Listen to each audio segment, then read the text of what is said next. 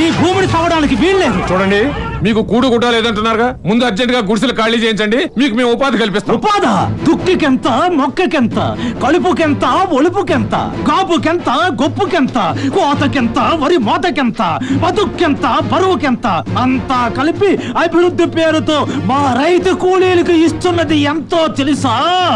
ఈకంత. ఏమిటి మీరు చేస్తున్న పని?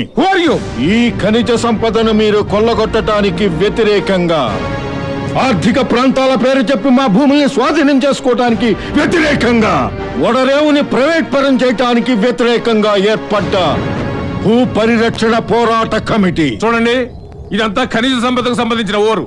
దీనికి మీరు అడ్డు నిలుస్తున్నారు. ఆ సంపదను మేము పైకి ఎలా తీసుకొస్తాం? వెంటనే మీరు గుడిసెలు ఖాళీ చేయండి. అవును, అన్ని అడ్డమే మీకు.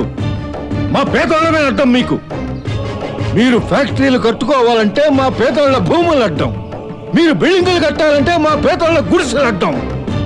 మీ ఉన్న వాళ్ళందరూ కార్లలో రోడ్ల మీద వెళ్తుంటే మా పేదోళ్ళ ఎడ్ల బండ్లు మీకు అడ్డం. మా మేకలు అడ్డం, మా పిల్లలు అడ్డం, మొత్తం మేమే అడ్డం మీకు. మేం కనపడకూడదు, మేం తిరగకూడదు. మీ దాహానికి ద్రోహానికి మా పేదోళ్ళు ఎప్పుడు అడ్డమే. అవునా? మీ అందరికీ ఒకటి చెప్తున్నా, మా పేదోళ్ళందరికీ మీ అసెంబ్లీ అడ్డం అంటున్నాను. దాన్ని అడ్డం తీసేస్తారా మీరు? చెప్పండి. అది మీరు చెయ్యలేరు. అలాగే మా పేదోళ్ళ భూముల నుంచి మమ్మల్ని ఖాళీ చేయించలేరు. ఇంతవరకు మీ భూములు కొనడానికి ఎవరూ ముందుకు రాలేదు. ఇప్పుడు ప్రభుత్వం మీ ముందుకు వచ్చి మంచి ధరని ఇస్తానంటుంది, మీ భూములు కొంటారంటుంది. ఇక మీకు బాధ ఏమిటి అమ్మడానికి? ఏంట్రా, ఎకరానికి 3 లక్షలు ఇస్తావా? రేయ్, నీకో సంగతి తెలుసా? మా వ్యవసాయం బాగా పండితే ఎకరానికి 3 లక్షలు కాదురా, 5 లక్షలు వస్తుందిరా.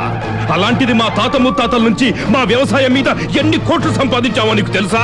నువ్వు మాకు 3 లక్షలు ఇచ్చి ఆ స్వదేశ్ కంపెనీకి కోట్లకు అమ్ముకుంటావా?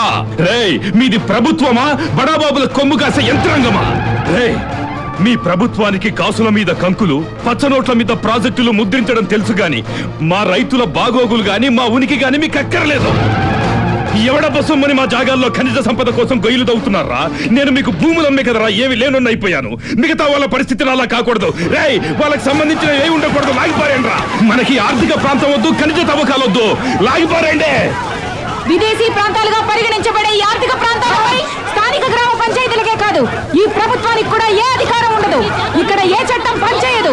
కేంద్ర ప్రభుత్వం నియమించే డెవలప్మెంట్ కమిషనరే దీనికి రాజు. దీన్ని మేము